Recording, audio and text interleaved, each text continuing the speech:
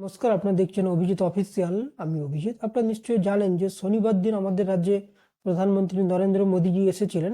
তার কারণ হচ্ছে নদিয়া জেলার তাহিরপুরে ওনার একটা জনসভা ছিল। যদিও ওই জনসভায় উনি অংশগ্রহণ করতে পারেননি, তার কারণ হচ্ছে আবহাওয়ার কিছু প্রবলেমের জন্য উনি কলকাতা এয়ারপোর্ট থেকেই একটা ভিডিও কনফারেন্স ভিডিও বার্তা দিয়েছেন 16 মিনিটের।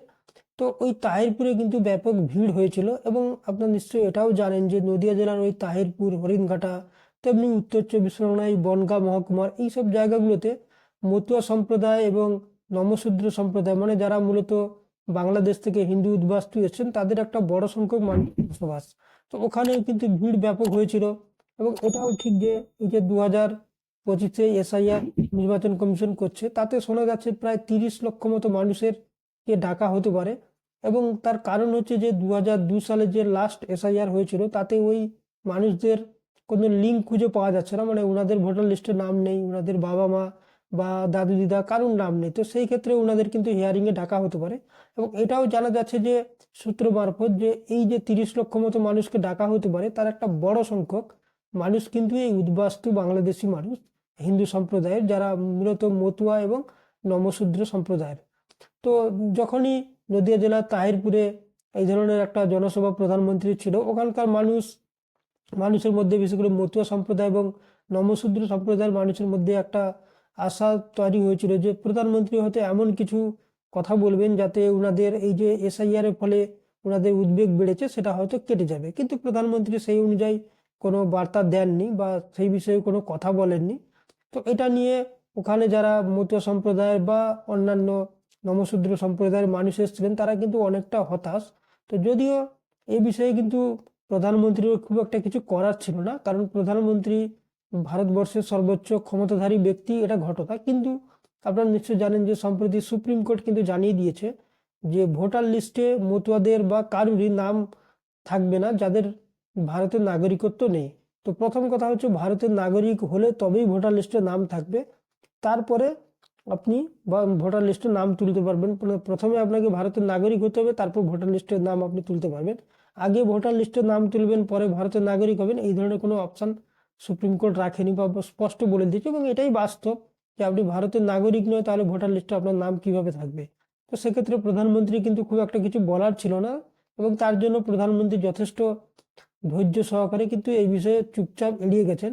তো মতুয়া সম্প্রদায়ের মধ্যে কিন্তু হতাশা বেড়েছে এবং তার ফল কিন্তু আমার মনে হচ্ছে বিজেপিকে 2026-এ ভোগ করতে হবে।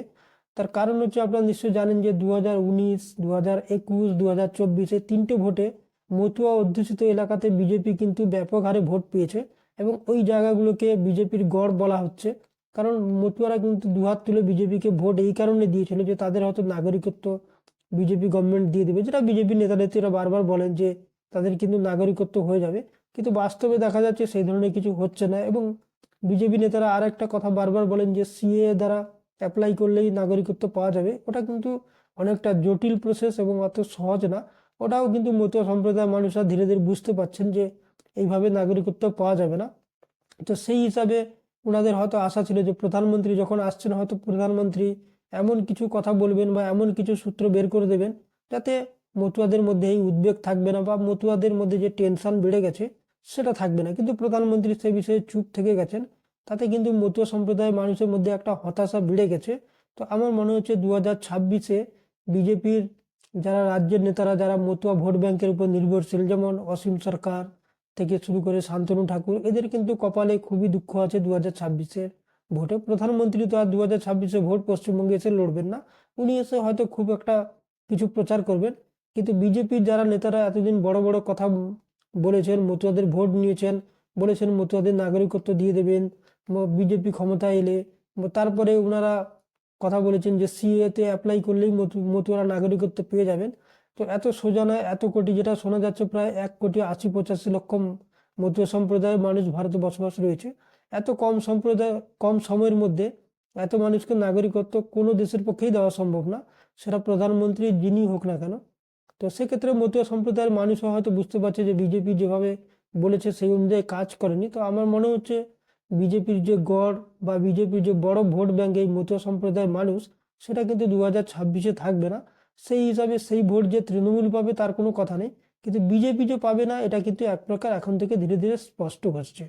তো দেখা যাক, আরও জিনিসটা ক্লিয়ার হয়ে যাবে যখন এসআইআর ফলে ফাইনাল ভোটার লিস্ট পাবলিক হবে 14 ফেব্রুয়ারি। তাতে কি দাঁড়ায় ঘটনা, তাতেই কিন্তু এক প্রকার স্পষ্ট হয়ে যাবে যে কারা ভোটার লিস্টে থাকবে এবং কারা ভোট দিতে পারবে। সেক্ষেত্রে যদি এই মতুয়া সম্প্রদায়ের মানুষের একটা বড় সংখ্যক নাম বাদ যায়, তো ডেফিনেটলি তারা কিন্তু আর কেউ বিজেপিকে ভোট দেবে না এবং তার ফল কিন্তু 2026-এ বিজেপি হাতে হাতে পেয়ে যাবে, যেটা এখন থেকে বোঝা যাচ্ছে।